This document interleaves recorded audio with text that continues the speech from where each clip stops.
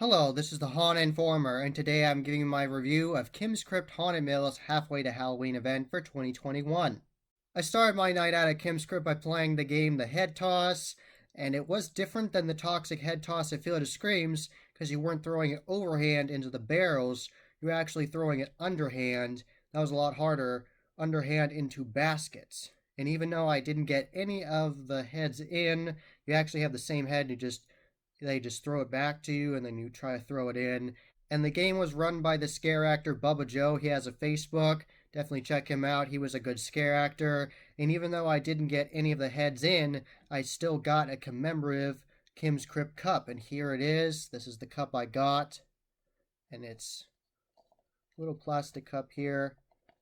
I'll use it and I like it. And I could choose between this one, which is for the Haunted Mill, or one of the original ones where the haunt was originally with Kim's Crypt, and I wanted the one with the Haunted Mill since I was there, so this is it's the cup I want. So it's a fun cup. And what was funny was when I talked to Bubba Joe, he said, "You better clean that off. It's got some dust in it." So I thought that was funny, but paraphrasing. But that was a good time. I liked that. That was a good start. And then I took some pictures in the midway and some of the actors. I met Maggot. I met a Jason. I met Cookie. And later in the night, I met Trixie, and I got to talk to the owner and the host of Kim's Crypt Haunted Mill, Kim Yates. She has a true passion for Halloween and her haunted attraction, and I really enjoyed the haunted attraction. There was lots to enjoy about it. There were two haunted houses open for the Halfway to Halloween event at Kim's Crypt Haunted Mill. It was the House of Eyes and the Haunted Mill, and here is my ticket. And this is Kim of Kim's Crypt right here, and they have other characters here, and it's really cool ticket right here. I like it. And they, instead of buying new tickets and taking Terror Trail off of it, they just scratched it out because that haunt wasn't open for the night. But you can see they punched this for the haunted attractions I did go through. So it was a great night. I really enjoyed Kim's Crypt. It was one of my favorite haunts I've ever gone to, and it was great talking to Kim. She was nice, and meeting Trixie and Cookie and all the Midway actors. And I did the Coffin Hearse ride, and you actually are driven by Kim Yates herself, and you get put in a casket. Maggot takes you, puts you in a casket, and he pushes you into the hearse. And when you're in the hearse, you can actually hear sound effects of like evil spirits talking to you with a speaker next to your left ear, which is awesome. And this is a real hearse ride. You're really in a hearse, and you're in a coffin in the back of the hearse, and it's just crazy. It's like nothing you've ever experienced. And just to let everyone know, it is padded. It's not rough in there. You can feel all the movements of the car when it drives over humps in the road and when you make turns, and it's just so cool. It's only $10 more to do at Kim's Crypt Haunted Mill, and it's totally worth it. It's a one-of-a-kind of experience, and I really enjoyed it. The House of Eyes started out by actually having to bend down and go up a flight of stairs in the dark, which was really cool. And the lady who tells you the rules actually presses a button and it makes a siren go off. So that's how the haunt starts out. You go into the dark and the siren goes off, and it only gets crazier from there.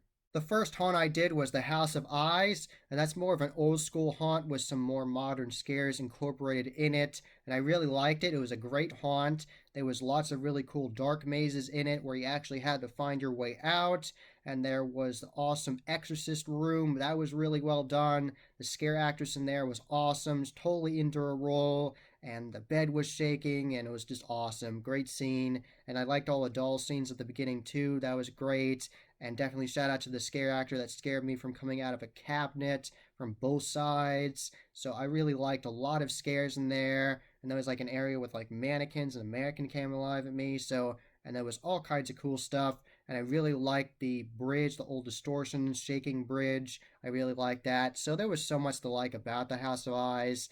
And something I liked about the House of Eyes and the Haunted Mill is that both attractions were pretty long. Haunted Mill especially, that was one of the longest haunts I've ever gone through.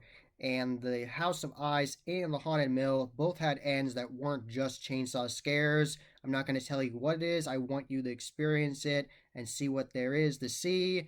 But there's more than just a chainsaw scare, and I really appreciate that. On to the second haunt I went to, the Haunted Mill, and this was easily one of my favorite haunts I've ever gone through. It was so creepy and grungy and scary. That basement catacomb area was easily one of the scariest parts of a haunted attraction I've ever gone through.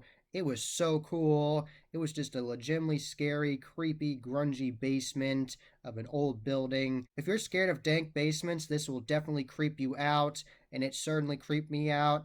And I just really liked it, the whole ambiance of there. And the whole Haunted Mill is awesome. And right when you think it's going to end, there's another twist and turn in the dark. And there are legitimate dark mazes in there, and I like that. And I like that there's carpet on the walls because that adds texture to it when you're touching the walls. And there's legitimate mazes in this haunt, and I really like that. I like actually having to figure my way out of it, and they're all well done. And there's mixes of funhouse elements and more mansion elements in this haunt. And at the end of the haunt, there's an outdoor area, and you actually get to meet Jason. And there's this cool tunnel area, and there's this crazy guy with two knives coming at me. He was totally in character, jumping off the walls of the tunnel. It was awesome. Something I'd never seen at a haunted attraction before was seeing words on a prop knife when a scare actor would jump out at me. I never saw that before. So at one point, a scare actress jumped out at me, and she had a prop knife in front of my face, and it said, like, watch your step. And I had to watch my step and go over this little curb, and then I went down a flight of stairs. So that was really cool. I didn't expect that, and I have never seen that at any other haunt. I like that. I like that there isn't just a sign that says watch your step. I like that interactive element. Shout out to that actor. That was a great startle scare, and I like that interactive element. So great job, Kim.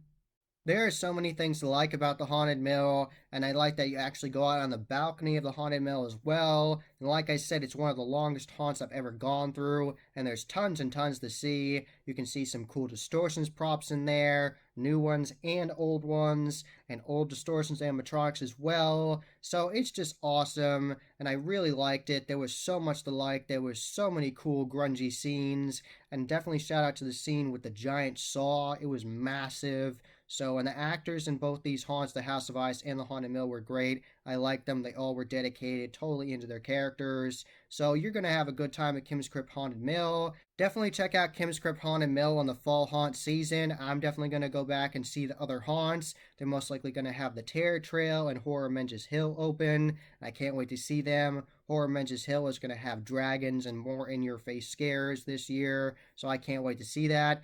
And by the fall season, they're most likely going to have a new Midway area where Kim's Crazy Maze used to be. They're extending the Midway and making it bigger. So I can't wait to see all these improvements and all these new haunts. I'm just so excited. It's going to be an awesome time.